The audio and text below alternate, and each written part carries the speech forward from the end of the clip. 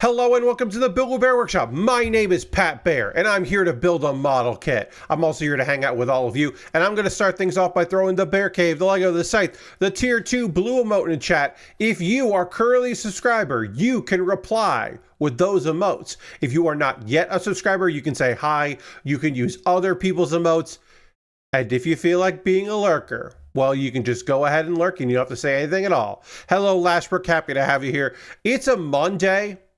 It's the first Monday of the month. We're getting into it. We're starting off the November. We're tail end of the year, if you can fucking believe it. All kinds of wild stuff with that.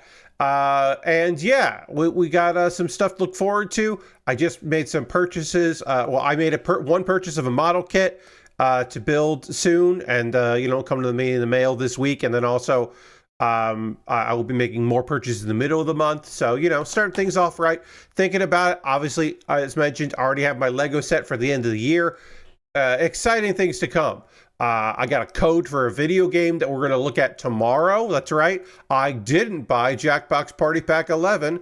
I was gifted it so I can look at it. And so we'll take a look at Jackbox Party Pack 11 tomorrow night, which is fun. Plorf says, I heard Gundam and I came running. I appreciate that. Welcome. Yeah, we'll get into the building right there. As we transition to the overhead camera, hello, Lord Crashington. Welcome. Just a reminder that we are currently at 20 subscribers, and the goal is to double that all the way to 40. And you can be a part of that. If you want to become a subscriber through Cash Money or your Prime Gaming token, you want to be the first person this month to gift a sub. First person since September ended to give a sub, you can do that too. As you can see, we have a little bit of our Duel Gundam here. This is the Duel Blitz Gundam from Gundam Seed Freedom. Lord Crashton wants me to hit the dance button, which I will if you are new to the channel. The dance button is just a thing. You can use your channel points to make me play a song. It's a new song every month, and I dance around a little bit. I used to dance more when I had a chair that didn't have wheels on it, but this chair, I can't really dance too much in it, but I can move around a little bit, and we'll do that right now. Little funky tune. Lord Crashton says, I saw GB stream some of the Jackbox stuff, which seemed fun. Yeah.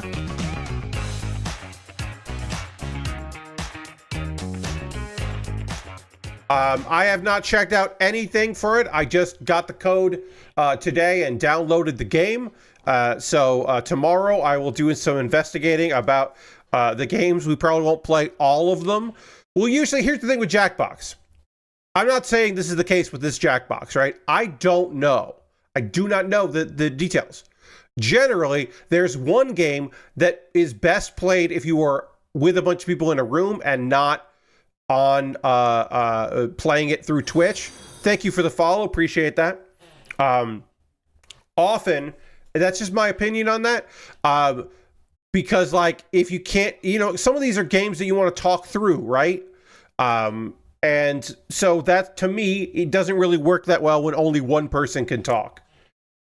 So generally, there are some games that are fine for streaming, and some games where you just want, you want to be in the same room. But I am excited to play some more Jackbox because I like Jackbox. I enjoy. I'm starting to work on the arms, but I got to pause that because we haven't panel lined the chest yet. So I forgot that. I literally put these markers out here so that I will remember to panel line the chest because if you may remember from Saturday's stream, I was having trouble getting this back piece on. I got it on. Turned out fine. I just had to move a little bit of this around. I moved these around a little bit and then it worked just fine. You won't see much from your camera. You won't see much of the color here on the blue because it's very dark, but I can kind of see it a little bit in the light, and it's nice to have. That's solid, so I need panel lining. All right, then we'll swap over to the gray for our off-whites, and this will be much more noticeable because of, it's gray, it's dark gray on light gray. Now, some people would just use the black marker for all of this, but because this is our lightest color, I like to use a lighter marker on that. That is just personal preference. Your mileage may vary. You might have different ideas about how you like to do it. But that's just how I personally enjoy to the color schemes I go with. I'm also a person that doesn't use like a lot of people like to use brown marker on red. I don't really like that. They like to use brown marker on yellow. I particularly don't enjoy that. I have found that the light color, be that light gray or off-white or white or even pink, I like using gray on that. And then for just about everything else, it seems like anyway, I like using the black marker. And so I don't use the brown marker too much. But some people really enjoy the brown marker on like red. They think that's a nice difference there. And I don't know. All right, so we got that done there. You're taking a break from your queue so you can get some better tools. Next few kits were pretty big. Yeah, I mean, look, the best tool is the one you have, right? But going from wire cutters to snipper clips, like a nice pair of side cutters, you can feel the difference. You can immediately feel the difference between doing some kind of cheap pair of something or other. I mean, when I first started building kits, I was using kitchen shears, like kitchen scissors, because that's all I had was like tiny scissors, and it wasn't good. Was not a good idea, but it's what I had. But yeah, as you're able to get better tools, it can make a difference. But yeah, a nice pair of side cutters will just make the job easier. 18 and 17. Pretty simple to find those. But yeah, you know, it is nice. It is nice having good tools for the jobs. Of course, also, when I started doing model kit building, I was building the 1/100 scale high grades from Gundam Wing. And so those were big kits, but big pieces because, you know, it's a 1/100 scale, but it's a high grade. So it was pretty easy to get those pieces removed when necessary. Nippers and knives are getting pretty dull and making things harder than need to be. Oh, you get a glass file. Yeah, I've never used a glass file, but they are highly sought after and highly recommended. I should get one at some point. But yeah, if your nippers are dull, then that can make a difference in your cuts for sure. It is nice to refresh now and again. Maybe next year. Next year might be the year for me to upgrade my tools or refresh my tools. Okay, so this is going to look like this. Okay, and then that's going to go in on that side. That's going to go in on this side. Double check, triple check. This seems right. This looks right. And you know, we got spudgers. We'll fix it if we gotta, you know. We did have to, you know, take this apart a little bit and play around before, so we can certainly do that with any parts of our assembly if necessary. All right. So there's a few things I wanted to chat about tonight, and then I was like, well, we do need to talk about this. This is kind of wild, so we do need to chat about it. Season 2 of the One Piece live action, you know, lot of fanfare about that. They're already about to film season 3, right? And the first casting announcement about season 3 of One Piece was put out by One Piece's Netflix account. Their first bit of casting, Bon Clay, the character Bon Clay, beloved character Bon Clay, will be making the casting notice went out about that, and I am happy to report that the actor portraying that role will be Cole Escola.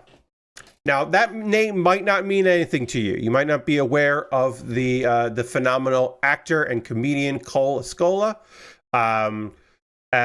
Cole just won a Tony for their portrayal as of Mary Todd Lincoln in Mary, the musical that they also wrote. And so they are the first non-binary actor to win Best Actor, Tony for Best Actor, which is the first openly non-binary. We'll say that because like we don't want to erase the folks that couldn't speak for themselves, right? But it is the first known non-binary voice, non-binary actor to win a Tony for Best Actor that we are aware of. Cole is a comedian. You may recognize Cole from recurring characters on Hacks and Difficult People. Cole is phenomenally talented and incredibly funny. And also, that's fucking Bon Clay, y'all. That's gonna be a great Bon Clay. Cole is subversive as a performer, but that does not mean that Cole cannot play broad. And certainly Bon Clay is a broad character, but is a nuanced broad character at the same time. There are layers to Bon Clay, and I think that Cole will be able to nail that and just have a lovely performance that then will also, be very over the top, but also have a lot of heart. I think there are going to be a lot of people who are seeing Cole for the first time, don't know Cole, and they're going to be totally fucking blown away by the performance. I am thrilled. And then, because it is impossible to not make things about me, I'm the streamer, so I do need to make things about myself. I know somebody shortly will be filming the One Piece Netflix series, and that's fucking weird. That's just a weird, true thing. Now, do I know Cole super well? No. It's this thing of like, New York comedy was a small insular scene, continues to be, right? I have been away from the New York comedy scene long enough. There are people who have come in, done phenomenal things, and left already because it's been 5 years, right? So it's been long enough that like the scene has already refreshed itself, and I've already missed out on like somebody incredible. That's just the reality, right? But everybody that came through the New York alt scene, particularly, like, I hung out with, I did lighting and sound for. I gave them the red light when it was time for them to wrap up their sets. I teched their sketches or their character pieces. I nailed the sound cue they had. When they came into the venue during the show and came into the tech booth and asked me for a sound cue or a lighting cue or a video cue, I nailed it because I was very good at my job. But like, and then you go to the bar after, you go to people's houses for parties, you go to events where suddenly there's a bunch of people that have been thrown together, you go on auditions and you run into people, or cast, videos where you're suddenly in there with some people and you recognize them and you're like, oh shit, good. I don't know that person, like, I don't know that person's middle name, but I do know like what state they're from, and I know like what kind of comedy they like. I know that they're going to be fun to talk to for the next hour while we wait for lighting to get set up for this 2-minute scene that we are going to be doing. So I'll chat with them. My interactions with Cole were typically that kind of interaction. A lot of like downtime on a thing. Let's have pleasant conversation. Oh, we know a bunch of people in common. Let's talk a little shit about those people, or whatever. That kind of thing. Let's have fun gossip for a minute. That kind of scenario. That is my general interactions with Cole. But they were delightful. So I am thrilled for them. That is wild. And again, I am making it about me because this is the build with Baer Workshop, and I'm Pat Baer, so it's my place. That's weird. I got asked this a long time ago.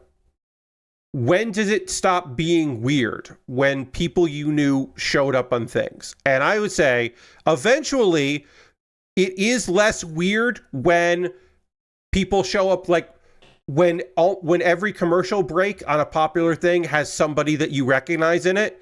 Eventually you do get over that. There was a point where we stopped going to movies just because somebody we knew was in the movie, right? Like, I went to go see God, what movie was that? What movie did I see? Because Sarah was in it. I Love You Man. The movie I Love You Man, which is a good movie. Don't get me wrong. That's a fun movie. I saw I Love You Man because my friend Sarah Burns was a minor character in that movie. Burnsy was in a movie. So we had to fucking go see that movie, goddammit. But like, I haven't seen the Kong movie that my buddy Eugene is in. Because I never got around to seeing that King Kong movie. Skull Island. My buddy Eugene is in Skull Island, and I should probably see that at some point. But like, at this point, I've seen a lot of stuff that I got, you know, like it just, that changed after a while, right? Like when my buddy Eric was in a like Best Buy commercial where he's like dancing like Mick Jagger, it was just like insane. It was just like an insane. Was way more fun than expected. Nice. Yeah, I do want to see it at some point. But like, there was a time where Eugene is in a King Kong movie, and then like 20 of us would all buy tickets to the same screening and go together. That is what would happen there. Like, I saw I Love You Man after watching college basketball, like Sweet 16 stuff, because we were like, oh, we should go and see Sarah. Sarah's in a movie. We should go see that. But like, that eventually, like, or we would watch TV shows. Like I watched an awful show. I forget the name of it, but like my buddy Andy was in it. So I watched like a terrible NBC sitcom that only aired 2 episodes. Paul Reiser. It was a Paul Reiser sitcom. It was his first sitcom since Mad About You, and it was bad. But like, I watched it because Andy was in it. I didn't watch and then later Andy Daly would have his own show on Comedy Central, and I didn't watch the first 5 episodes because I had other stuff going on. But people were like, it's incredible. Andy's doing this incredible show on Comedy Central, and I was like, okay, well, I'll finally watch it. And it was fucking incredible. Andy Daly is a genius, and it should have known it was. But at that point, I was like, I just watch a lot of stuff. Oh, I forgot. You know what? I did miss a piece here. So we do have to pop these out. Too much storytelling, Pat. You missed an important piece that needs to go on here. So I do have to pop these out slowly because I don't want anything to break. Nice and easy. We'll just twist that out there, and we'll do the same thing on this side. There we go. That came out faster. And then we will put in the piece that we need, which is B9. B1, 9, and B2, 9. These are symmetrical, these arms. So that is helpful, because once I figure out one of them, I can just do the other. And when I find one on the sprue, I can find the other one nice and easy. All right, that's 9. Okay, that's right there. Anyway, the point of that was, it eventually those things were like strange, right? And they got less strange. When Rob Riggle got SNL, he was the first person from the Upright Citizens Brigade Theater where I trained and where I performed and where I eventually would run the tech department. When Riggle got SNL, it was like, what the fuck? What do you mean? Rob got SNL. And of course, Amy had gotten it, but Amy was like Amy. Amy was like the founder of the theater. She wasn't a performer at the theater. Rob was on a house team at the theater. He was a guy I certainly looked up to as incredible talent, but when he got SNL, it was like, that was the first guy. It was like insane that he did that. And then like, I feel bad saying this, but I barely watched any of Sashir Zameda's season. Sashir, somebody that I was like friends with, I still am friends with. We didn't have a falling out or anything. We're still friends, but like, I was kind of not watching SNL at that point. So like, yeah, Sashir got SNL. She should get SNL. She's fucking incredibly talented. But it was like, I don't really watch much these days. Obviously, I watched the first episode when Bobby Moynihan got SNL. Bobby's a dear friend of mine. We like got a private room at a bar to watch it that had TVs. You know, mostly they were doing sports stuff, but we were like, yeah. You get NBC, right? and we watched Bobby on SNL, and then I realized that Bobby was wearing the shirt. I've told this story a bunch of times. Bobby was wearing the shirt that he had borrowed from me and then never let go of that. And I was like, what? Yes. You have the G-frame versions of the regular Duel and Buster Gundam. Those are fun if you don't like cutting and painting like me. Yeah. I really enjoy the... I've talked about this on Saturday. So when I saw this, I was like, oh man, I wish this was more of the Blitz and less of the Duel, because I really love the Blitz Gundam. I think the Blitz Gundam is phenomenal. But this is really just the Duel Gundam with some Blitz parts. And that's okay. It's all right. I think that's fine. But I think the Blitz Gundam is top tier. And also, there's a lot to like about this kit. It's got orange in it, and that is a color that is not used a lot in model kits that I really like. It's got it's just like got some deep blue that's almost purple that looks really nice. Like, there's a lot to like about this kit. I do wish that so much of the orange wasn't stickers, but like, that happens. It happens. It's not the end of the world. But yeah, I wish that so much of this orange wasn't stickers. But what are you gonna do? All right, I gotta get this piece to flush in here, and it's not, because I was doing it wrong. That would explain why it's not flush. But anyway, yeah, I mean, like, eventually that stuff gets like less completely insane, like, but sometimes it isn't, and it becomes categories, like someone I know, like. When someone thank you for the follow, Hope. Hello. When someone I know is cast in a live action anime adaptation, that's still weird, right? But like, my friend Sarah did a voice in a dub of an anime where she's playing a Russian girl who sometimes speaks her feelings in Russian. And like, you're like, yeah, well, Sarah's from Russia and a talented voice actress. Like, that's weird, but it's not as weird as the fact that Sarah was also the voice of Ash Ketchum for more time than the original voice actress for Ash. And so like, I already got over how weird the fact that I knew Ash Ketchum's voice actor was. So like, the new thing, I'm like, yeah, sure, she's still working in the industry. Good for her. Like, that's weird. You know what I mean? Like, it's this thing. Some of it gets less weird over time. And some of it is still like, I think it's not weirder than it is. Like, the fact that there are so many voice actors out there that are not voice actors. There's so many VTubers out there that cover a song my friends made. What? Like, VTubers are still covering a song from 10 years ago that my boys in Anamanaguchi made. Like, with Miku. They made a song with Miku, and now VTubers still cover it. And it's like, that's still weird. That's a weird thing. Because, like, yes, obviously, Anamanaguchi are big in some communities and are well known, and are, but also, like, I became friends with them because Pete, like, I was playing their music. I didn't know he was there. I was playing their music at the theater. And then Pete like added the UCB account, being like, who here knows who I am? What's happening? And I was like, oh, yeah, that's me. Like, so like, that is one of those things like, it shouldn't be as weird because like, they're a band, a well-regarded band, and they're, you know, but also like, it's still fucking weird that they have like, that VTubers cover my friend's song. It's just strange. Yeah, that song is like 10 years old. I think it's 2014. I think that's when it came out.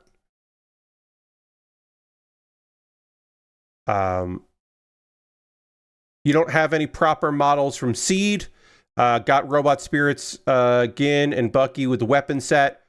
There's some good ones. I mean, like, look, I've built too many of the Freedom kits, like the Strike Free, like too many Strike kits. The Strike Noir is probably the best because it's got that like pink and gray, and it's just a gorgeous color scheme. That's probably my favorite from Seed, but there are some good Seed kits out there. Shout outs to Orange Kits. One of my favorite kits is that weird no grade Blaze Zaku. Oh yeah, that's gorgeous looking. The Kyrios kit. The Curios kit I really like. The Curios, I built the high grade of that and the master grade of that, and that's got some good orange in it. The only good transforming Gundam, in my opinion, because the flight mode is just the shield. Like, it's just really well done. The cockpit is the shield. It looks good. It's just a well done model kit, in my opinion. But yeah, those and the RE100s are all pretty nice balance of size and complexity. Yeah, I think the RE100 kits are underrated because they are kits that otherwise because some people were like, why aren't these master grades? Why aren't these like more complex? And it's like, well, some of them are weird kits that otherwise wouldn't have gotten made because they're like obscure kits and they required custom tooling. So like, yeah, it would be great if every cool kit just came out and everybody got to get it, but that's unfortunately kind of unrealistic. Now, do I think that more kits that are premium Bandai kits should just be full releases? Of course I do. Of course I believe that. Like, I don't think the Death Scythe Hell, when the Death Scythe Hell is Bandai only, I'm like, come on. People are going to buy a Death Scythe Hell high grade. Just put it out there. Come on, what are we doing here? But, you know, speaking of transforming Gundams, I think the G Arcane is underrated. You know what? I'll agree with you. I do think that transforms pretty well. But the thing I come back to is that even the real grade, the height of their technology, the height of their of Bandai, like real grade is the best they can do possible. We just got raided by Lunar Jade. Thank you so much. Welcome, Raiders. Hello. The real grade of the Epion doesn't have a good transformation. It still looks bad. Even the Epion in real grade form, I'm still like, it's not that good. But like, I get it. I understand why that happens. But welcome, Raiders. Can't stick around, but I hope you're having a great night. I am. Thank you very much. Welcome, Raiders. Welcome, everybody here. We also had some new people in chat even before the raid, which is lovely. Oh, yeah, the blue Efret custom wouldn't be a master grade, but it's a lovely RE100. Yeah, RE100. Yeah. For folks that don't know me, I'll do this real quick, then we'll get back to building. I'm Pat Baer. I build model kits and Lego sets on Tuesdays. I play video games. Just, like most streamers. If this is your first time here, welcome. Happy to have you here. You may know me occasionally making appearances on Loading Ready Run properties. If you're coming from Heather's stream, you may know me occasionally. I have done some Jackbox streams with the folks. You may recognize me from some of Graham's blogs from like 7 or 8 years ago when he was going to PAXs and I was going to PAXs. We were going to the same PAXs. You may remember me from some of those things. I ran League of Heels, the fake wrestlers playing a real wrestling video game panel. But I build model kits and Lego sets. I also made a couple of audio only appearances on Kathleen's Animal Crossing streams in the pandemic era, which I was very happy to be on because those streams were appointment viewing for me in the early days of the pandemic when structure and some kind of order in my life was very important. I looked forward to those streams because they were also really fun and people were so creative. They were doing great jobs on that. But yeah, that was some of my favorite stuff of like, well, what are we doing right now kind of time in an era where people were just kind of trying to figure shit out. All right, so I need A here. But yes, I have been model kit building since the mid-90s. I took a long break from it. And I missed it very much, and I got back into the model kit building. I had moved to New York, and I had money, but I didn't have space for anything, so I didn't buy any model kits for a long time, but I missed it quite a bit. And I also wanted to stream. I wanted to get into streaming, and this felt like something I could do because everybody plays video games. Not everybody, obviously. Plenty of streamers don't, but a lot of people were doing that. And also, when I was streaming, Twitch was still like kind of trying to not, like, IRL was still a thing, but like just chatting wasn't a category when I started streaming. Like, they were opening up the possibilities of more stuff, but like they were still like, there was a point when Justin TV became Twitch, and they fully became Twitch, where they were like very heavy on, we're a platform for gamers to game and people to watch gamers game. Like, that was their big thing. And so like, makers and crafting, when I got into this, hadn't been a category for that long. It was just still kind of that thing. And obviously there have been people who were on this platform doing all kinds of nonsense for a very long time that didn't care about that. They didn't care about sticking with the spirit of what Twitch saw itself as. But for me, I just wanted to do more model kits. I had missed it terribly, and so I saw the opportunity to do that and ran with it. All right, so that's 3. We'll also need a 3 again, which is going to be here. As long as these parts are symmetrical, we'll do them all at the same time, which is great. All right, so then we need A20 and A2. We'll do A2 just because we're right by A3. Just set it out. We recently got back into plan mode. The Bandai 30-minute kits were speaking to you. Yeah. Hell yeah. The 30-minute mission kits are a great thing. They're great to have a bunch of them and mix and match. And I've said that the 30-minute mission kits are a nice way to ease into if you want to do any kind of custom, or you want to mix and match, you want to do your own kind of kit bashing. The 30-minute missions are like a great starting place, a great place to like dip your toes into doing that, instead of like taking a bunch of kits and a bunch of tools and being like, I don't know, I guess I'll try this. You can be like, I'm going to take this 30-minute missions horse, and I'm going to take this 30-minute missions ninja, and I'm going to make a ninja centaur. And you can just try that. It's very easy to do. And you look at it and you go, and then I'm going to give it guns. It needs more guns. You can just do that.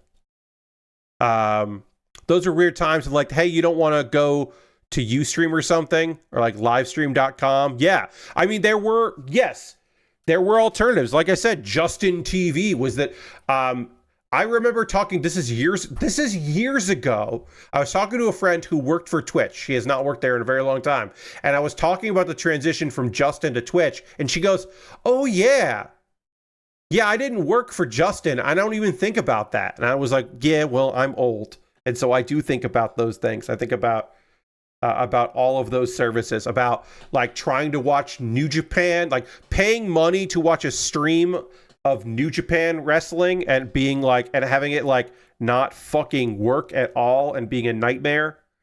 Like, yeah, I remember the days of trying to figure out streaming on those services and figuring all that stuff out. Because, yeah, you just like, I don't know, trying to make it work. I mean, Vimeo was trying to do some stuff like that at one point. If you like, I still think that probably that Patreon will try to do that, like go even further into it. Patreon consistently thinks about, hey, what was something if we wanted to do it, we should have done it 5 years ago. That's Patreon. They're always about 5 years behind a trend. They're now pushing right now newsletters. Literally. In 2025, they're like, hey, you should start a newsletter. What? Why would I do a newsletter on Patreon? Like, yes, I do have people on Patreon that like what I do, but like, what? Those are called posts, and I make them, and then people sometimes read them. What? No, if I did a newsletter, I would go to a different website and do a newsletter. Downloading Windows Media Player playlist files. Yes. Oh, yeah, like real. Oh, God. Trying to figure out on the phone, trying to help a friend because they wanted to watch ECW on Real Player because they had lost a TV deal, and so they were that's right, that's not ECW, that was TNA. ECW was tried to do something at one point, but that wasn't Real Media. Yes, that was TNA, had episodes of their TV show when they had lost their TV deal, and you could watch them on Real Media Player. And then a friend of mine called me on the phone to walk him through it because he was just like, I don't know what I'm doing. He just wanted to watch the wrestling. God. Patreon is Patreon loves just making weird choices. I'm convinced they don't talk to anyone. So I guess I should say this. I don't think that Patreon talks to small creators who make up the bulk of their business. Their business is small transactions going to small creators. And this is old data. This is old data, so don't hold me to this data. At one point, 30% of Patreon money was just being moved around between different Patreon. And by that, I mean that like creators on Patreon also subscribe to other people's Patreons. And it was like 30% of that money never left Patreon, which is for Patreon fucking incredible. But they don't like the rates on the low fees. They phased out the $1 tier. I have a $1 tier. I can never change. There are things in my Patreon I can't ever change because if I change them, then my $1 tier goes away. Which I won't do because it's like, one, it's a decent percentage of the money I get through Patreon, which all funnels into model kits and all that and building and all that. But also because it's nice. It's nice to say, hey, do you want to give me $1? So I can keep doing stuff? You get one thing a month for that.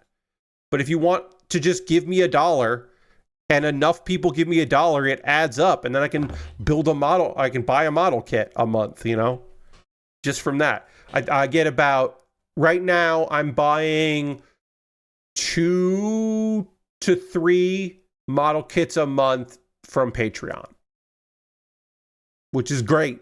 It's wild. Model kits got more expensive, so now it's 2 to 3 instead of 3 to 4, but it's still good.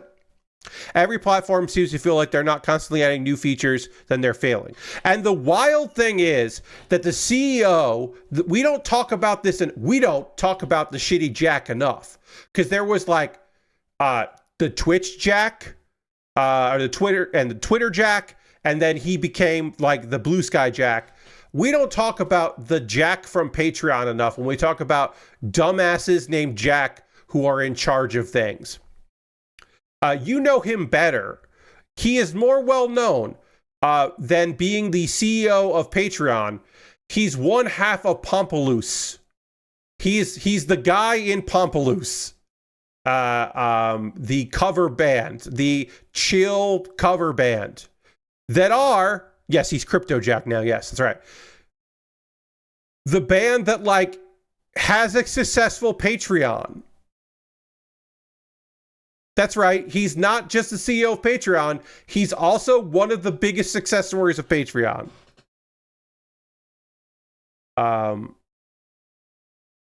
It's one of those things where when I learned that, I was like, oh, yeah, all right.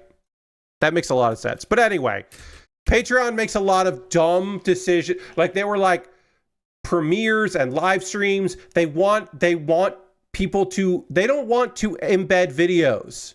Yes, he's the president and a member. Yes.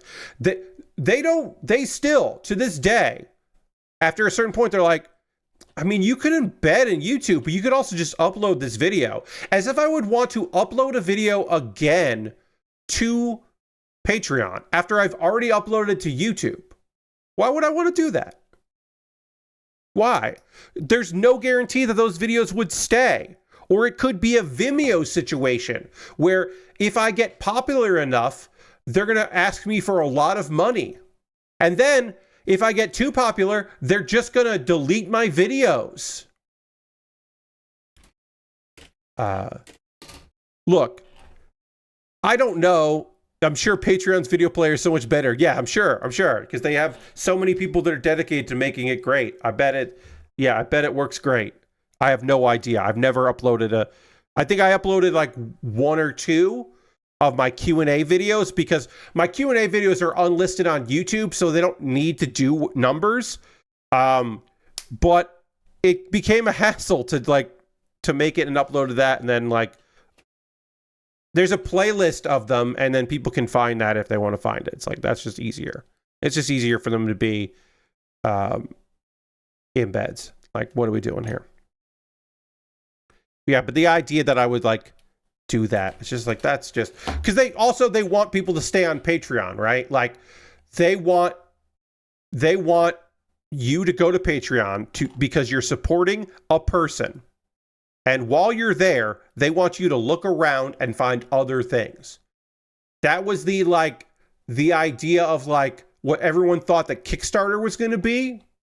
That like you would go to a category in Kickstarter, like video games, and you would just look for something interesting in video games instead of a friend of a friend or a creator you admire or like made a thing, and you go and look at that thing, and then you back that thing or you don't back that. In the wide world of this information is 10 years old. So take this with a grain of salt. 10 years ago, only one category in Kickstarter got money from strangers. Fully funded from strangers, and that was dance. The dance category, 2 categories. The dance category was just people who wanted more dance to happen, and so they would constantly look on Kickstarter for cool things happening in dance, and they would back those cool things. And also TTRPG like modules for like D&D modules. You could, with no experience, no background, if your pitch was good enough, people wanted to back modules in D&D modules like one-shots. So they wanted them so badly that they were willing to back unseen, unheard of people. Other than that, nah. There's a reason why Indiegogo was popular for short films and web series, is because in Indiegogo, you didn't have to hit your goal. You didn't have to hit 100%. You would just get whatever you were donated. And so because they found that I'm making a cool piece of technology for the office. I'm making a cooking gadget with left-handed people in mind. I'm making this. I've always wanted to build robots, and now I want to build robot. That kind of aspirational stuff, people get behind on a Kickstarter. Hey, I've been making a web series for 2 years, and we want to make a finale, and we need more money to make the finale. People would see that and go, but you already make it. Just keep making it. What? What?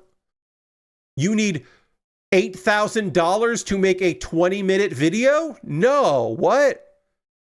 The example I will use for that is that before they were a TV show, the fine folks at Broad City had a web series. They got a TV show based on their web series. They have a failed Kickstarter for the finale of their web series. They had to do it much shorter, much truncated. They had to cut out a bunch of stuff out. They were a hot internet property. And people were like, yeah, no, that's okay. We're good. And they wouldn't do that. But Kickstarter, Patreon, the point I was making there was Kickstarter, Patreon, all of these services. Remember when OnlyFans tried to pivot away from pornography? It's like, who are you listening to? Whose advice are you poorly taking? What do you mean?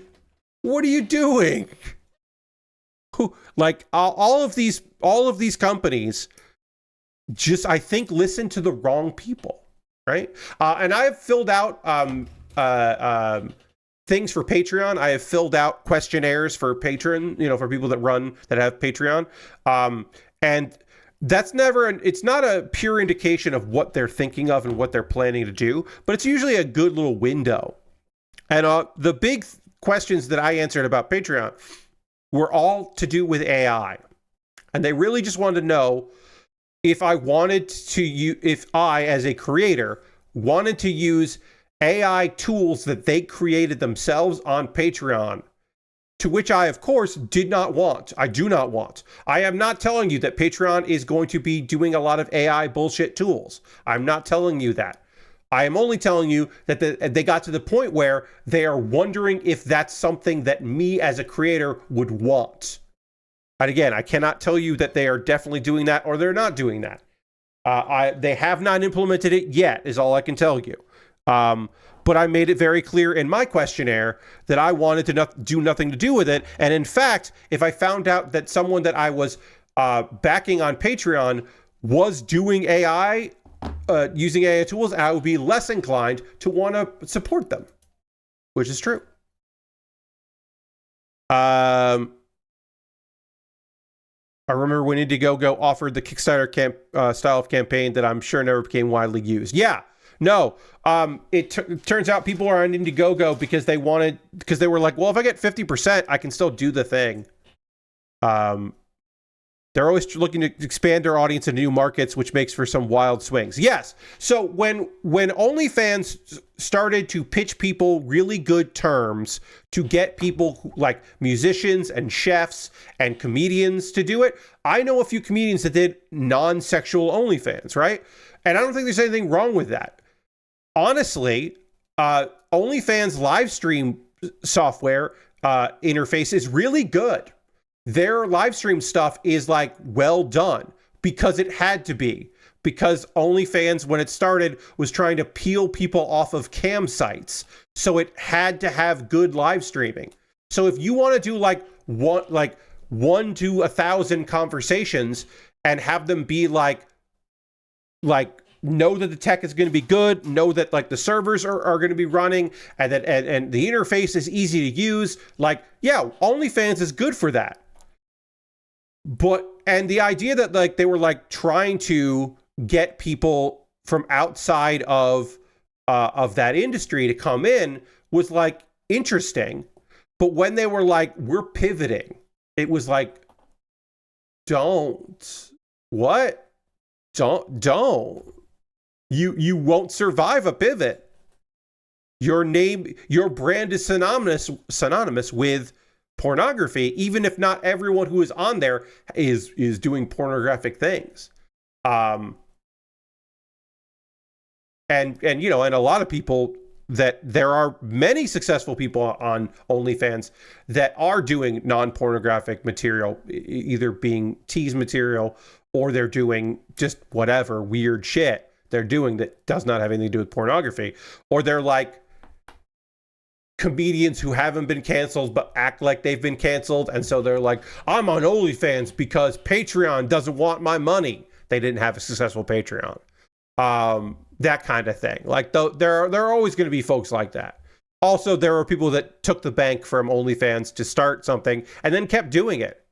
I mean, there was the non-sexual OnlyFans account that a character John Cena played in a movie had an OnlyFans.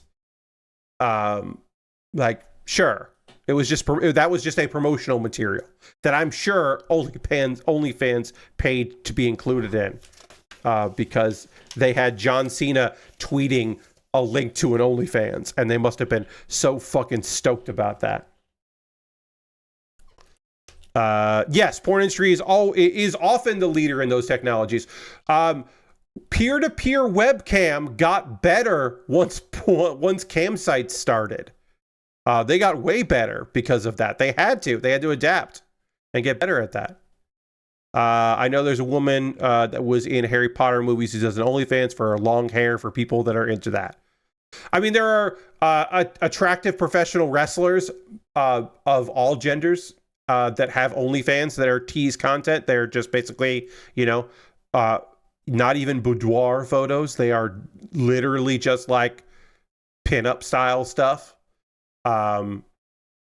Because a lot of those, especially those that are from Japan, are used to the magazine industry and doing that kind of stuff, or, you know, swimsuit stuff like that. Like, you know, hey, the idea of, instead of doing like a couple shoots in a magazine, you're just doing monthly shoots for your own website. Like, yeah, all right, sure, whatever. It's like, yeah, okay, yeah, do that. Do your thing. My old friend Liz is doing. I have not backed her OnlyFans. I've not joined her OnlyFans. But my old friend Liz is doing a weird art thing She's doing a weird art thing on OnlyFans, and I applaud her, and I think that's great. But I have not decided to support that financially. But she's doing a weird art thing, and I'm like, cool, do your weird art thing. It's like, sure, it's a short-term thing she's doing, and it's like, yeah, great, okay, enjoy, you know, whatever you need to do, that's cool. Like, sure, yeah. I don't know. I had a friend that did OnlyFans for his weight loss journey and his gym muscle addition journey, because it kept him honest, and because it's a good interface for that, and also because he was like, I feel weird about posting these on main. These are weird to post on main. It was he had a free account, and so he put it there, and then I don't want to say why he stopped doing it, because that's personal, but like, he did it because he was like, this is a place for that. And he was like, maybe it'll decrease the amount of people who are horny on my main. And I was like, I bet it won't, and I don't think it did.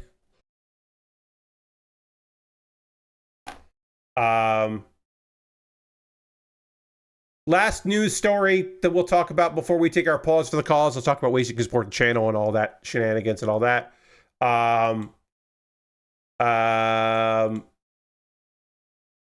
Soulja Boy is marketing a new handheld. Now, you may remember that Soulja Boy on 2 different occasions has marketed a handheld that are just AliExpress, like drop ships, ripoffs. Both the first time and the second time, people bought them and never received them. I believe members of the press did eventually receive some of them before it all went to hell. Well, he's back doing it again, and it's just a ripoff of something from Retroid, who are a US-based company. So we don't know if the Retroid Pocket Flip 2 and Pocket Flip 4, or Pocket 4, the Flip 2 and the Pocket 4 are about company named Retroid. They are in the United States.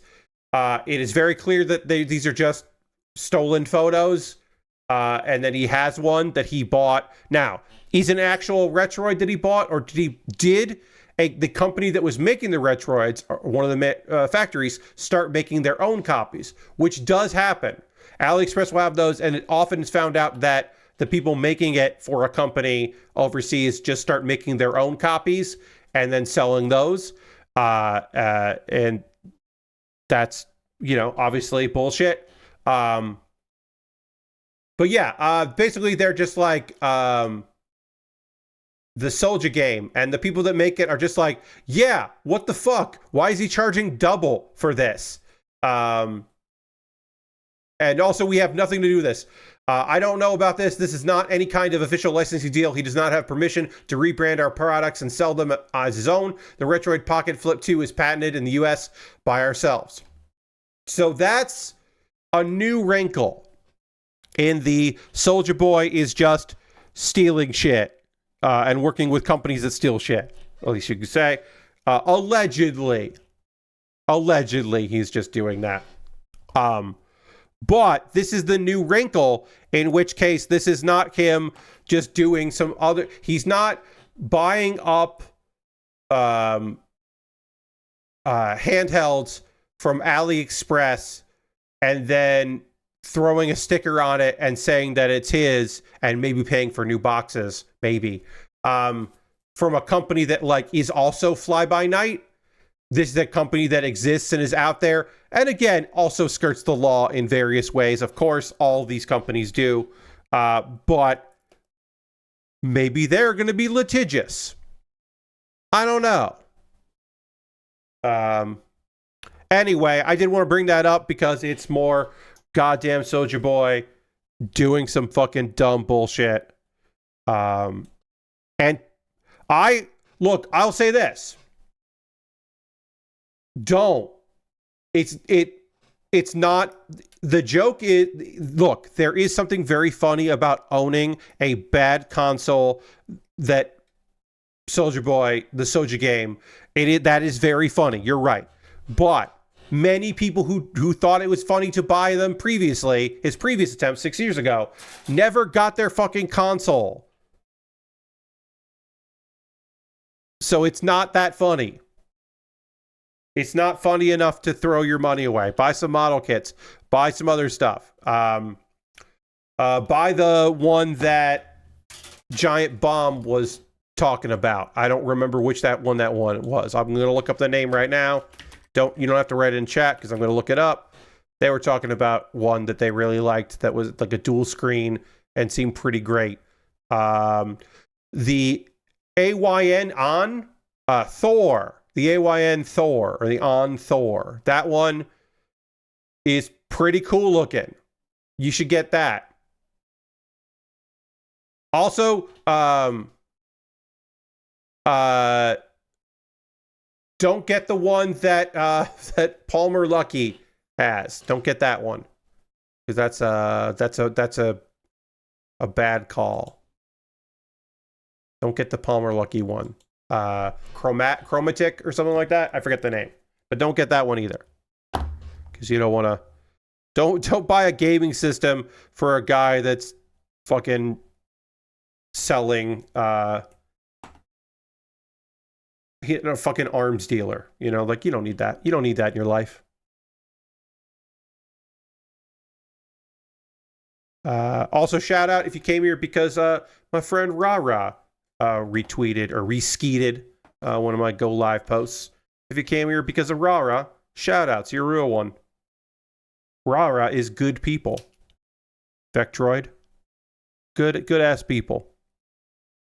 She rules. You get ads for Northrop Grumman missiles and drone fighters on Twitter now. Ugh. Yeah. Yeah. I mean, Twitter's a bad place. VTubers that I like are on Twitter, and they're not on Blue Sky yet. And there are still a bunch of professional wrestlers who have not jumped to Blue Sky. And I wish they all would. I wish they would. I wish they would jump to Blue Sky. All of the people that I like who are still only on Twitter, I wish they were on Blue Sky. Do I think Blue Sky is great? Blue Sky is good. It's fine. I think it is fine enough.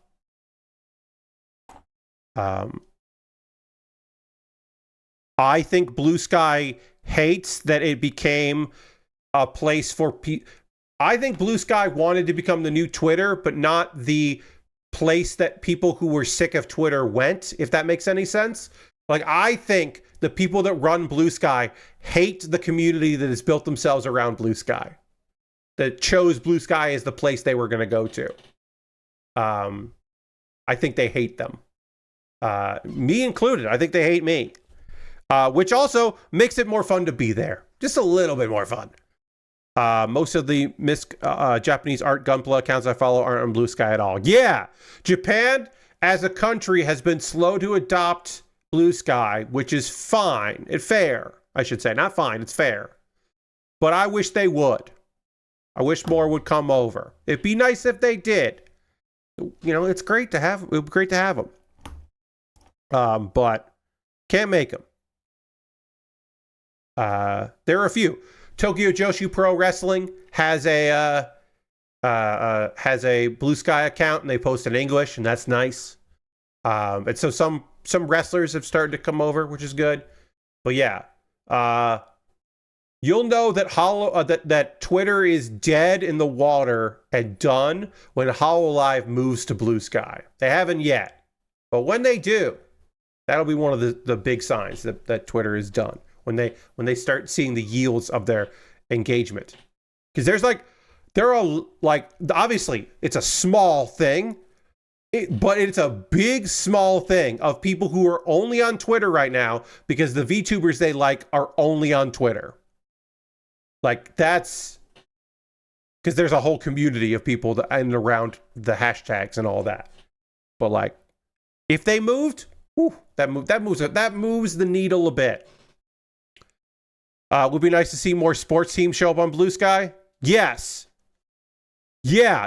It's not all of them, right? Like, AEW's on Blue Sky, which is great, but when AEW does their social media posts things which I hate, they don't use people posting on Blue Sky, they use people posting on X. Bleh. Anyway, now is the part of the stream.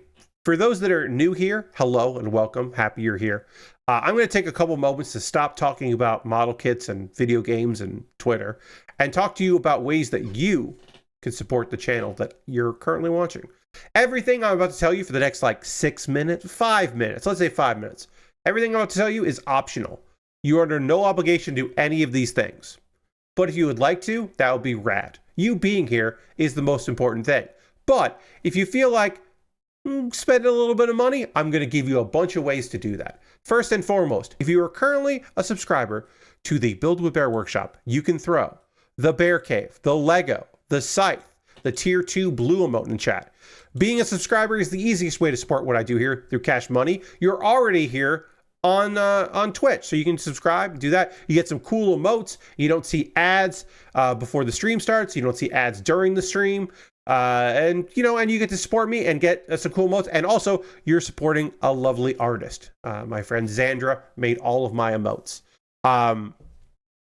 You can subscribe with Cash Money or your Prime Gaming token. If you have Amazon Prime, you can link your Amazon account with Twitch, get Twitch Prime, you get this token. You can use it for anybody. If you want to use it for me, that would be great. I would love that. You can also gift a sub. You can be the first person this month to gift a sub to somebody in the community. And of course, also, if you wanted to throw some bits my way, bits and coins, always appreciated. You could be the top of the cheerleader board. Let the people know you're out there. But there are other ways. As mentioned, more times tonight than usual, I am on Patreon at patreon.com/PatBear. Over on my Patreon page, there's a $1, $3, $5, and $10 tier. There are different rewards for different tiers. Consider joining me on Patreon. My $10 patrons voted on this very model kit as the kit that I'm building right now. My $3, $5, and $10 patrons are going to vote on soon, coming this week. They'll vote on what I do next Tuesday, because the second Tuesday of every month is Patreon's choice. So I'll put up some options of some video games that I would be happy to play. And sometimes it's like, I'm going to do a tier maker list, or I'm going to do this thing. You can vote for this. But yeah, I'll put up some options and people can vote. And that'll be for the second week of the month. But yeah, take a look at my Patreon. I have a YouTube channel at youtube.com/PatBear. Subscribing to YouTube is free, of course, and I would love it if you subscribe to my channel. But if you wanted to and become a member, spend a little bit of money, here's the deal. You spend $2 a month and you get my Wednesday videos, my videos that come out every single Wednesday. Instead of having to see it on Wednesday, you can see it on Tuesday. Just get a little bonus. And then, of course, that is a way to support me. Those are all monthly ways to support me. If you would like to just throw something in my tip jar, I've got a Ko-Fi and a PayPal, and you can make a direct donation that way. And everything I make through direct donations through YouTube, which includes AdSense, so watching my videos helps me out, through Patreon and through Twitch, all goes into a fund, and from that fund I pull money out to buy model kits. This Duel Blitz I was able to pick up because of previous generosity, people who've subscribed in a variety of ways. I was able to see that for a good price and be like, you know what, I'm going to pick this up. Let's see, no, I didn't get that. Okay. I'm so close to getting $100, which is the threshold for payouts from Google AdSense. I'm so close to that. So close. But yeah, I have a backlog. I just bought something in the mail, and then or something to come in the mail for me to build. I'm going to be buying more stuff later this month. If you would like to just buy something for me to build, you can do that. I made that easy, very easy, because you just go to Amazon and my Amazon wish list and buy something off my wish list. It will come to me in the mail, of course, and I'll make a dedicated YouTube video about the thing you purchased, and then it'll jump the queue and become the next thing that I build, because that's only fair. If you're spending money, I might as well get that thing built fast. I've got model kits and Lego sets, inexpensive things, very expensive things, stuff that's never on sale, stuff that goes on sale all the time. It jumps in price. Some knockoff Lego, some knockoff model kit stuff, all kinds of different things and things. But yeah, if you see something there you'd like to see me put together, you can pick that up, and I will endeavor to get that built right quick. And there's some very expensive things on there that I don't expect anyone to ever buy from me, but if they wanted to, they certainly could. My alternative to Amazon is I have a wish list on Throne. It is nice to have alternatives. There's not that much on my Throne wish list, but it's nice to have that there anyway. So if you want to buy something from there, you certainly can. And then if you want to support me financially, the most convoluted way possible, if all the ways I mentioned that you could support me are not weird enough for you, then I would say that you can go to USA Gundam Store and buy a gift card. They will send you an email with your gift card code. Then you can send me a whisper on Twitch or a DM on Twitter or Blue Sky or Mastodon with that gift card code, and then I will use that gift card code to buy something from USA Gundam Store. And again, that's very convoluted, but some people want to do that. More people have bought me gift cards to USA Gundam Store than they've bought stuff off my Throne wish list. So people like it. But if you want to support me and you don't want to spend any money, I get it. You can go to my Discord. Join my Discord. I post build photos at the end of every stream, my progress photos. People post stuff they're working on. We recently had somebody who's been posting a lot of minifigs. Not minifigs. Minis. Little minis that they've been painting. Miniatures. And that's been very cool to see their army come to life and get painted. So that rules. A couple of video links for you to check out. I recently put up a video in my ongoing series, Pat Baer's Anime Club. I put up a video about me coming back to Devilman Crybaby, a show I had not seen since it first aired, which I loved when it came out. One of my favorite shows of that year. But I hadn't seen it since. So I rewatched it for the Halloween season and gave my thoughts on it. It's spoiler free. I touch on themes. I touch on characters here and there, but I don't go too depth if you've never seen the show. But it's really just like, what's it like coming to a show that I swore I would never watch again because it was so emotionally devastating? What's it like going back to it? And so, yeah, I hope you enjoy that video. And then if you want something a little lighter, Kuma Baer. Kuma Baer is my weekly anime recommendation series. This last video that I put up came out at the end of October. All throughout October, I was talking about my favorite shows from the previous summer anime season. And so I talked about like a bunch of shows from that season that I really liked, including Call of the Night. Call of the Night finished up its second season. The dub is ongoing right now on High Dive. But I talked about this gorgeous anime.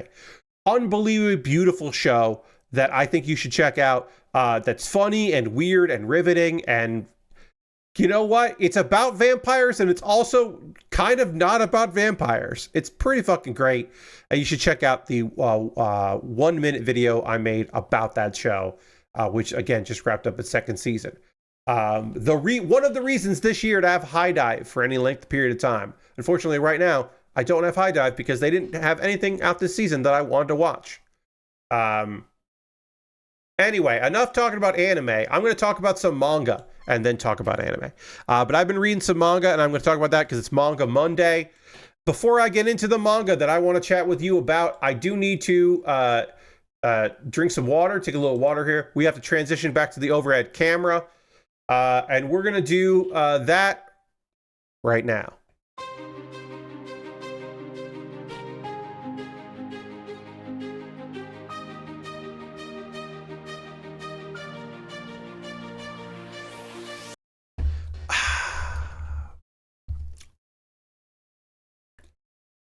I never wear this shirt because it's got so much green on it. And so as a habit, I stopped wearing shirts with green on them, or green shirts, because of the green screen that I used to use. But the background remover, the NVIDIA Broadcast background remover, doesn't care about green, like, at all. It sometimes cares a little bit about green, but doesn't care too much about green. So, like, this shirt is not see-through, which is great. Believe me, it's great. But yeah, I don't know. I haven't worn it, and I was like, wait. I'm not trying to green screen myself. I'm just using the broadcast remover, the background remover. I was like, oh, that'll be fine. And you know what it is? It only cares about edges. Yes. Which is why I wear one of the reasons why I wear headphones is because if I don't wear headphones, this bandana, it hates the bandana. But with headphones on, it understands what headphones are, apparently, which makes sense that it would. But it makes for a better. Also, I want to hear sounds and stuff. Also, when I took my headphones off, it felt weird. It feels weird to stream without headphones. Anyway, I'm going to talk about some manga that I have been reading lately, and then we'll talk about an anime I've been watching while I continue to work on this. And we're going to work on the waist. One of the things I love about modern model kits, Bandai model kits, besides the fact that they've pretty much done away with, like the rubberized plastic connector pieces. Now turn on the eye contact. No, I'm not doing the eye tracker. I'm not doing that. I hate it. None of that. I don't even have that. I don't even have that installed. Because that stuff sucks. The eye tracker stuff is bad. One of the things I like about modern kits, besides the fact that they got rid of a lot of the polycap stuff, is that after you're done with the head here, we finish the chest, we finish the arms. Now we're going to build the waist.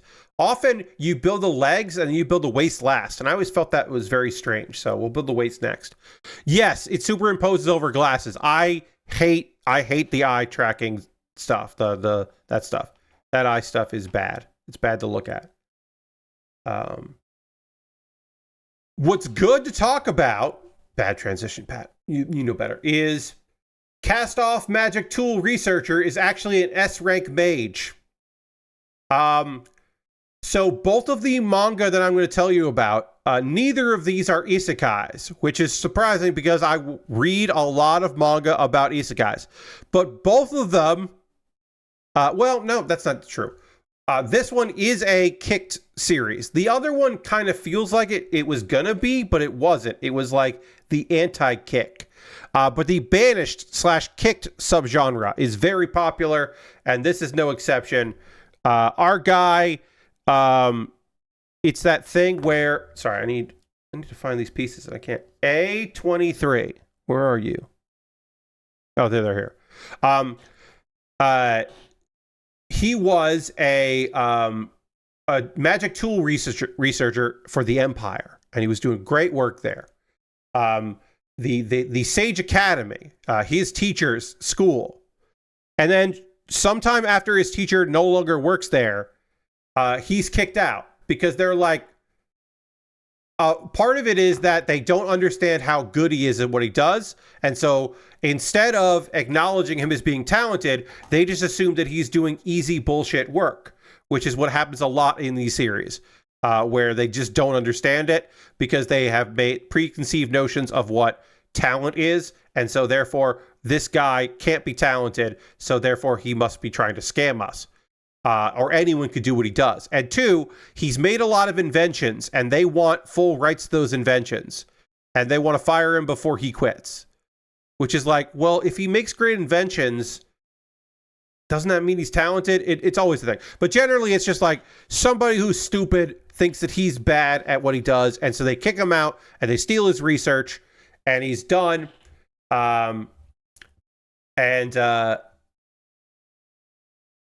They're like, well, we have his research, so we'll just make tools based on his research. Except, of course, nobody can fucking do that because his stuff was so advanced that they're at a loss, and everyone's fucking pissed off. And then people find out that he's gone, and they're like, what do you mean he's gone? That's why we were funding you, is because he was here. We're gonna go where he is. What are you talking about? He meets a dragon lady, which is great. He gets an assistant who is like a princess, but she's like a 7th princess or whatever. She becomes his assistant. And things are just going pretty fucking well for him. There is comeuppance for people who are trying to fuck with his shit. Like, constantly people are trying to mess with him, and they do very poorly in that. We were leaving off in a part where he is actually struggling a bit. He's finally struggling a bit. But yeah, even though he's a magic researcher, he still has to get materials, and so he's good at fighting, and he's made cool barriers. There is a nice bit of business where he didn't want to worry his family, but but when they find out, they rally around him. So it's not like his family has banished him, just his job. And it is that thing where, like, almost immediately people are just like, oh wow, you really fucked up. You got to fix this shit.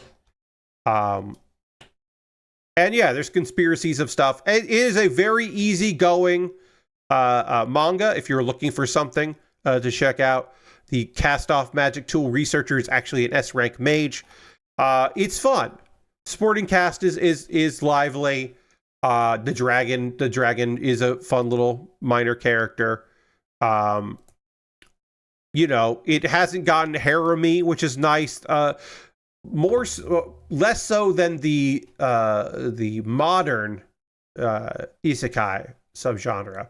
The kicked isekai, or the kicked subgenre, has less of that. Now, we did just have pretty recently the A rank guy has joined the B rank party, whatever. The guy who mentor is trained, whatever. And that one's that's a harem. That's a polycule. Like, it's ridiculous. But that is right now a bit of the exception to the rule in those. But for the most part, they have kind of shied away from that, which is good, because that shit gets boring and tiresome. I only have 6 months to live, so I'm gonna break the curse with light magic or die trying is a manga that is not about a guy that got banished or kicked. He has not been isekai'd. He is just a guy trying to learn magic in order to break the curse that he has been inflicted with. I should say right off the bat, this manga got canceled, but it got an ending. So it wasn't like, it isn't like a to be continued where it just ends and it goes and many more adventures. It does have like a fairly okay conclusion of like, they go out of their way to be like, and this is why this is happening. Well, we can tell you this about this. It's slow paced in a way I really enjoy. I wish it was maybe a little faster paced since it got canceled. I didn't know it was getting canceled. I just suddenly was like, oh, that's the end of it. Okay. They finished I think 3 volumes, maybe 4 volumes of it. And it's done. All right. Well, he might die. So basically our character, he was born with a curse, which, for a while there, they don't even know that. They just know that he's a taboo person. And basically it's just like, he's constantly suffering.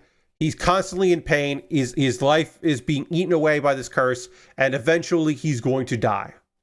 And we find out way later that that's because it's a curse, a god. There is a mischievous dark god who curses people with high mana so they wither in agony, and then he can collect the mana that have been siphoned off of them, and it's fucked. So he's basically got to figure out how to beat a goddamn guy. So our guy has to beat a god eventually, but he finds out that he can learn light magic. No one has ever been able to help him except for this mage who's just like, yeah, I can't stay with you for the rest of, and keep pumping in light magic, but I can teach you magic, and then you can use light magic on yourself. So he learns, he makes a contract with a very powerful spirit, because of course he does, because he's got a lot of mana. And apparently his mana tastes great to the spirit. She is drawn to him, and she's just like, yeah, all right, I'll hang out with you. We'll see what's up. And he makes some friends along the way. He makes friends with another mage who's never had friends before. He makes friends with the daughter of the guy that was teaching him swordsmanship, and they make friends. And she says, "I'm going to be your knight one day." He has connections with people. It's a whole thing.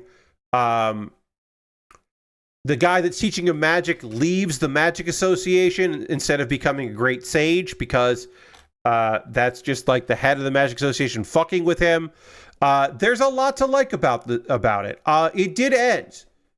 And it doesn't necessarily, like I said, it doesn't have the most satisfactory ending, but it does have an ending, which it doesn't go on forever and ever and then finally peter out. It is like, okay, well, there's more to see. We got to the point where the adventure is going to start after a long time of just like figuring shit out. But like, I don't know. You can keep going if you want. Check out the light novels, I guess. But I do think it's interesting. I thought it was an interesting story.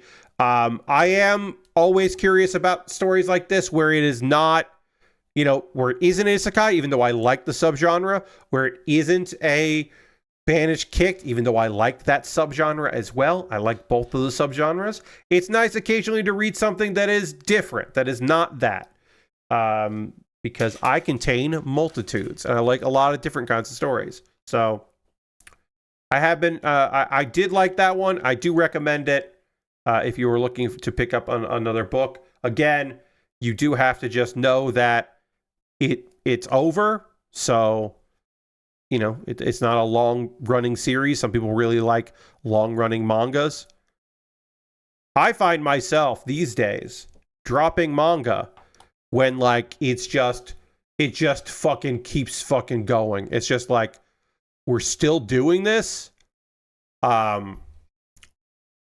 God, I want to look this up. I want to see how many chapters one of these manga that I'm not reading it anymore. I'm not reading this anymore. Okay, yeah. Lonely Attack on a Different World, which got an anime adaptation. I think they said Another World in the anime adaptation, which is not the light novel title. That has over 290 chapters. That's just too much. He defeated his like big bad villain like 150 chapters ago. Like, what are we doing? It's like still going on. I dropped that maybe in the hundreds. I was just like, what am I doing here? But it's still going. It's like, I don't know, man. I mean, eventually it's just like, I guess it becomes a comfort. And people are like, well, I've always read this manga. Like, what do you mean it's ending? But enough people must be reading it because they're still making it. But I was like, no, I think I'm good. I don't think I need to keep reading this one. He did the thing he was supposed to do. That was a fun premise of a guy who is a loner anyway, and he gets all the scrap skills, but he makes them work because of his ingenuity and his desire to be alone, and then shit goes wrong for a lot of the other people. And I always thought that was like a fun premise, and they like did a good job with it. But then, of course, he can't be alone. So he can't be alone because apparently that was wrong. So then he's got a lot, the people that care about him want him to stick around. But then it's like, they won. What are we doing here? What are we even doing here? All right. Now's the part of the stream where I'm going to talk to you about an anime that I have been watching. We'll talk about episode 5, I believe. Yes, episode 5 of Dad is a Hero, Mom is a Spirit, I'm a Reincarnator. Which the official name for the I'm sorry, I gotta put this on correctly here. This is gonna go like, this goes on first. The official name for the manga adaptation of this is Reincarnated as the daughter of the legendary hero and the Queen of Spirits. And then for the anime adaptation, they went with the title Dad is a Hero, Mom is a Spirit, I'm a Reincarnator, which does sound like the title of a one-man show. It's like that show where the comedian just decided they had to do, like, they had to be a storyteller suddenly, and you're like, but you're just a funny stand-up. Why are you doing a storytelling thing? Like, oh, okay, I guess. That's what it really sounds like, that title. Dad's a hero, Mom is a spirit, I'm a reincarnator. So this one's like a lot of fucking intrigue is happening in this series. Basically, years ago, Ravel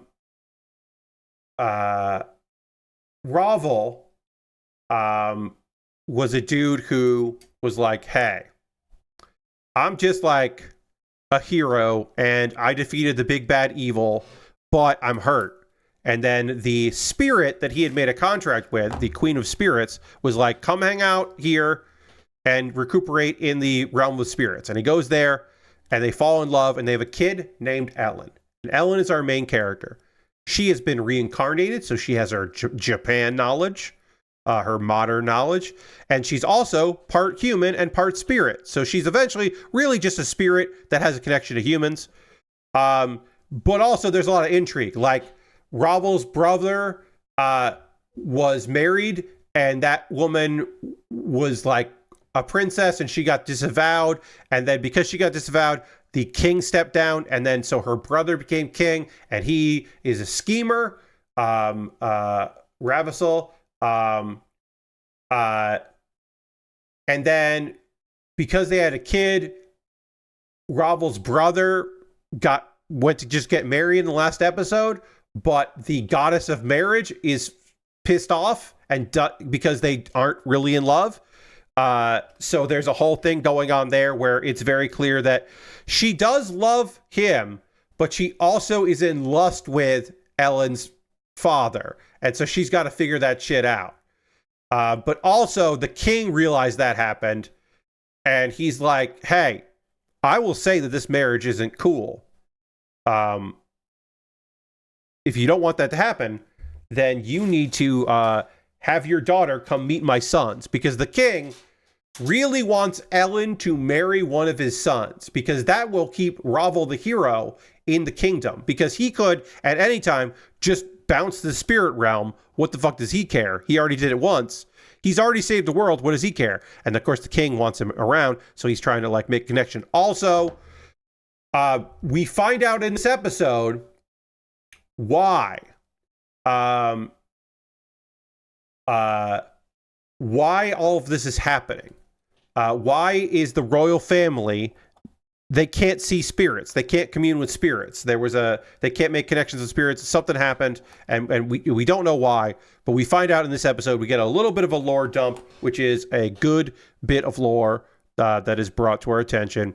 200 years ago, there were monsters attacking the kingdom, and the king of the kingdom was trying to get the Queen of Spirits to kill those monsters. And she was like, hey, there's a reason why I can't do that. I can't tell you, but there are reasons why I'm not going to do that. And so the king was just like, apparently used some kind of magic to try to bind the Queen of Spirits into doing the king's bidding, which is like insane. Obviously it didn't work. And it was also like an insane card to play and an attempt when you're like, not like, what are you doing? Don't like, that's not going to work, my guy. All right. I need A7. Why can't I find A7? Oh, because I need A10. The reason why I can't find A7 is because I already used it. I needed A10. Ha ha ha. So then, she cursed the royals. She cursed the royal family. This is Origin. This is Ellen's mom was just like, what the fuck are you? What are you thinking? So they're cursed. And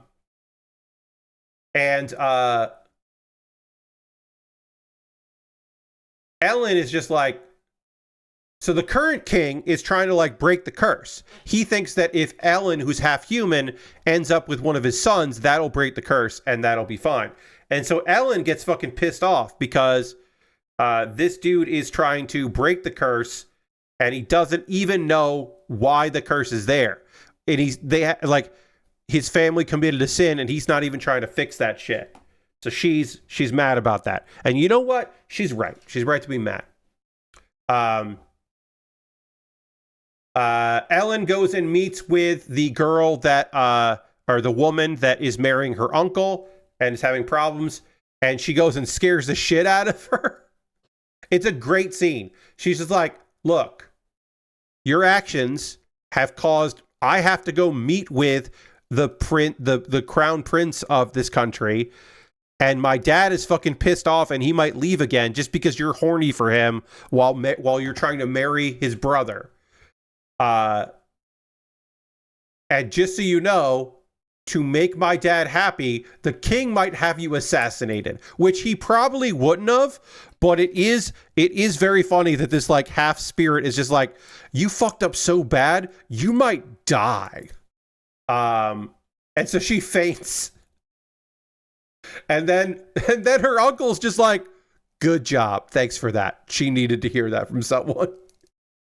And then they're going to go off to go meet the royals, but they need cool clothing for it. And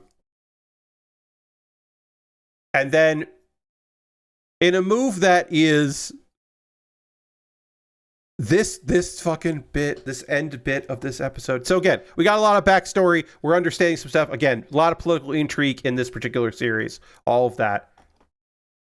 The end scene of this episode is Ellen shaving her uncle's beard so her uncle looks more like his brother, aka her dad.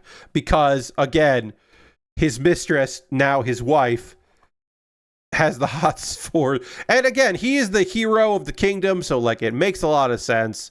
But it is one of those things where you're just like, well, maybe if you look more like my dad, your wife won't be straining and looking where she shouldn't be looking. Not a lot of action in this one. The intrigue, this is mostly backstory. Again, we didn't even get a lot of intrigue in this particular one, but I'm still really into this series. I've been reading the manga and I really enjoy the manga, and I'm glad this got an anime adaptation. We have not been introduced to my favorite character yet. There is a young spirit, who is a dumbass. He is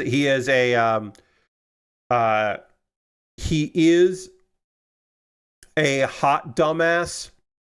A himbo, if you will. We have not been introduced to the himbo yet. I am excited for that. Ellen's personal guard himbo has not been introduced. She eventually has like two hot dumbasses, a human dumbass and a spirit dumbass who like don't understand they're in love with her, but are. But that hasn't happened yet. We haven't been introduced to those characters yet. Hopefully we'll get to see them in this one. But yeah, lots of intrigue in this thing. And still, to me anyway, really enjoyable. I would assume this show is not for everybody. I'm sure that it's not going to be on a lot of people's lists of their favorite stuff this season. But also, I'm going to be honest, this season, it's got a few outstanding shows. Like, I am liking the stuff that I am watching because I don't watch things that I don't enjoy. I've only hate watched a couple anime in the last few years. Helk was one that I hate watched. I was so psyched about the premise, and then it abandoned the premise, and I got so mad about it that I started hate watching it. And that was a 2-core. God, there was so many episodes of that show that I end up hate watching. I really fucked up. I should have just stopped watching it when I had the chance, but instead, no, I had to keep watching it. Ugh. Such a dumb mistake on my part. Don't be like me. If you don't like something, hit the bricks. Say, no, I'm good. I don't actually like this. And then find something you do like. I'll tell you this. I have not watched I do want to watch the anime about the guy who wants to be Kamen Rider. I have no connection to Kamen Rider, And the only people I know who are talking about the show are people that love Kamen Rider. And so I'm like, ooh, I don't know. The only people I know who like the show are people who are like in deep with the source material. So I'm like, maybe I won't watch that. But it does seem neat, so I would like to try. What I would like to do right now is I want to hear from you, friends. What are you watching right now? What are you playing? What are you up to? What are you into? What do you got going on? Do anything fun over the weekend? You got any plans for the week? You watching any anime? You playing any video games? You building any model kits? I love to hear from you about those things. I'm always excited to hear from people about what they got going on. So feel free to let me know. Yesterday, I did a Fiasco one-shot with some friends, and it was really fun. Fiasco is great for just like a one-shot with characters that I use pretty often. It will tell you what you need to know about the Rider show it references. See, I don't know about that then. I don't know. But yeah, it was a fun time to play Fiasco with friends. I had a really good time with that. I watched some wrestling in the evening, which is always fun with some other friends. And it was a good time. It was a good Sunday. I was catching up on some manga. I had 2 volumes of By the Grace of the Gods, another isekai that I've enjoyed. And that one that has been a fun read. I have not caught up on it. Like I said, I had 2 volumes of that to read, but I'm slowly reading that on my iPad. I'm making use of my new iPad so far my new iPad, I have watched a couple videos on it while in the kitchen, because it's got a nice screen and it's got the case I have for it has a nice stand.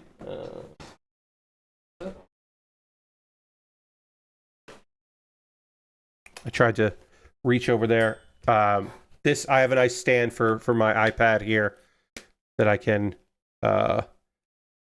flip it down like that. You can kind of see that. I don't want to zoom out, but it's got a very nice case for it. I shouldn't have reached for that. I'm gonna pay for that. I'm gonna have to do some arm stretches tonight.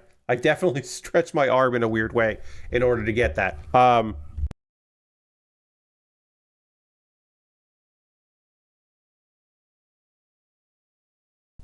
There it is. Sorry, I banged that mic, and sometimes it hates that. It hates when I do that. But yeah, I've only used my new iPad for reading manga and watching a video while I was doing some cooking. And that has been it so far. But I would like to use it for more things in the future. I'm going to find more reasons to be using that iPad.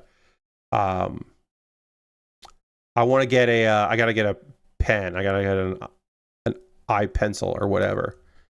There we go. I was trying to get that piece out and it didn't want to come out. I gotta do that at some point so I can take notes in it or whatever. But yeah, if anybody else has been doing anything, please let me know. It was kind of an easy Sunday. Today, I sent a lot of emails. Again, I'm not going to get deep into it, but my mom did have surgery today. Outpatient surgery. She's not staying in the hospital. And so I have some medications and stuff that she has to take that I'm like helping get set up and all kinds of things like that. And it will be a long recovery process, but a good one. But it also means that I am doing more cooking than I do normally for the family. I always do some cooking for the family, but I'm going to do more of it because mom often cooks. So my dad made minestrone soup yesterday, and it's fantastic. And so I heated that all up and got all that ready. And then tomorrow I'm going to make burgers, and we got the crowns. They're like, ever see these? They look like coins. They're coin shaped, but they're tater tots, but they're not like the little logs. They're the coin version. We got those, and that'll be real good. Those are a fan favorite in this house. And then we'll do some kind of vegetable. I don't know what kind of vegetable we'll do, but we'll do a vegetable. With all that, yeah, this doesn't just like want to come in. It just doesn't want to sit in right. The other one took a little while, and then I got it. So I just got to finagle this piece here. Wide and narrow. So is it this? Is it? Am I doing it wrong?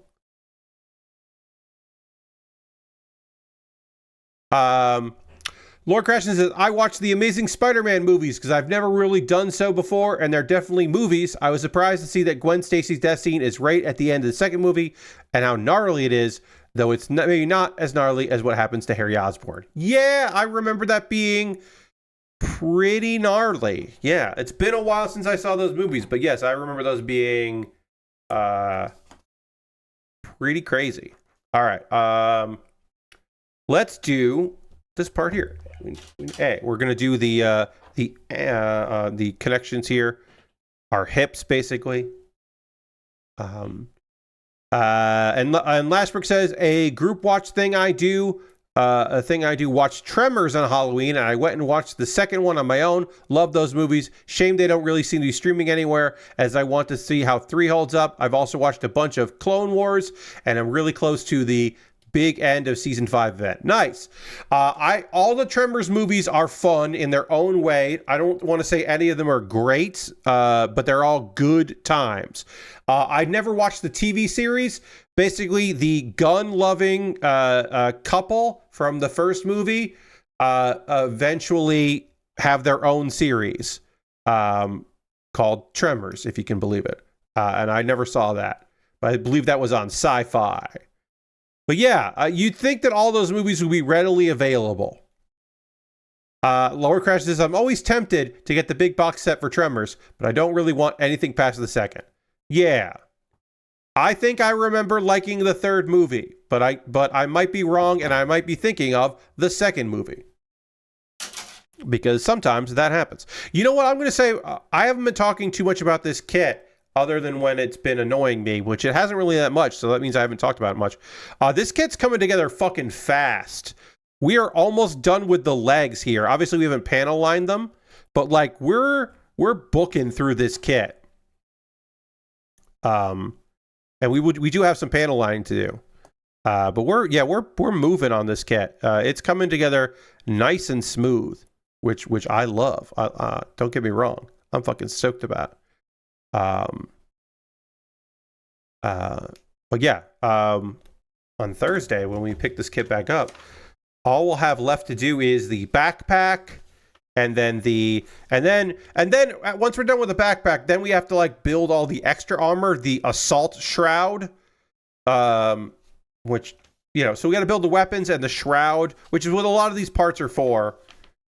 Basically the big shoulder pads, and then the weapons that are in there. And then also within the weapons and all that is the Blitz weapons to make it look more like a Blitz and less like the Duel. And then it does have a thing that can dock, but we don't have that. We don't have the Meteor unit, which is the thing that it can dock into. We don't have that thing, so docking. We can't dock it. But we can build a little base, a little stand for the for our Blitz weapon, which is kind of cool. So we can do that for fun poses. You have the 4K of Tremors 1 and 2. Once they start farting is when they stretch it a bit too far. Oh yes, for Tremors, yes. I think the last couple movies just put Michael Gross into weird prequels and whatnot. Oh yeah. Oh yes. Once you've done too much of Tremors, the only logical thing to do is to do prequels about where they came from and what happened, and are they, you know, and to figure it out. Because the idea of the first movie is just like, holy shit, we don't know what the fuck this is. How are we going to survive? And then eventually you have to be like, well, what are they? How do they exist? Are they something that humans made? Are we the baddies? Like, what's up? Are they aliens? Are they were they deep in ground and it was like, you know, us trying to find oil? Did we awaken them? Like all that dumb shit you got to do at some point. Were they like a weird experiment? Is this like an umbrella corporation thing? You know, all that stuff. Eventually you have to do it. 4 is the only prequel. Okay, it's set in 1889. All right, well, that's stupid, but in a way that I have not seen the fourth movie, clearly, because I would remember that.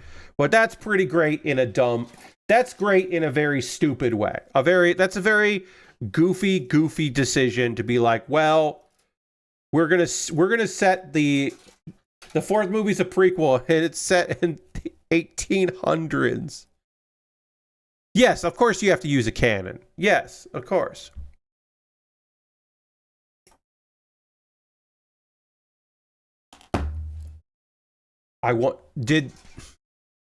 Yeah, all right.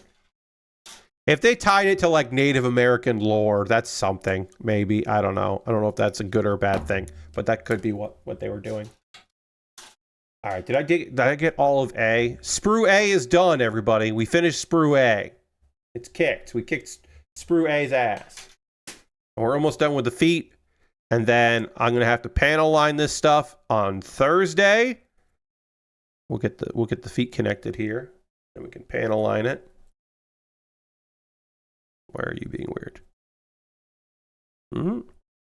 Come on, there it is. Some snap sounds. 5 features Bert as a star of a web series, so you can guess when that movie came out. Yeah, all right, yeah. No, that makes sense. Ghost Hunters became a thing in pop culture. Like, yeah, of course, he's got a web series. Yeah, of course. Yeah. Eventually, you start live streaming your kills. Yeah, of course. Yeah, you become a streamer. The sixth movie having Jamie Kennedy in it makes a lot of fucking sense. That makes a lot of goddamn sense. Like, oh, we got Jamie Kennedy to be in this one. You got him? Oh, great. He begged us to be in it, and we were like, okay, fine. It's like probably Jamie Kennedy and like a YouTuber is in that movie. A like European YouTuber that has like 20 million subscribers, but we've never heard of them. Like the Sharknado movies had a lot of YouTubers in them towards the end, but they were all European YouTubers who I guess were popular, but like it was like, okay. All right. So the next thing we'll be working on is assembly, and then the backpack.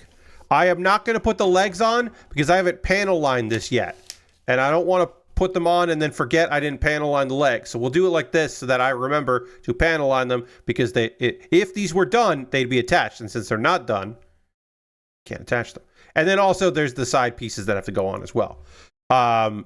The side skirts need to get on. You know what? I'm gonna do myself Future Pat. I'm doing Future Pat a solid by pulling these out and placing them here so that I remember to attach them, because I have done that before where I have forgotten to attach the side skirt pieces.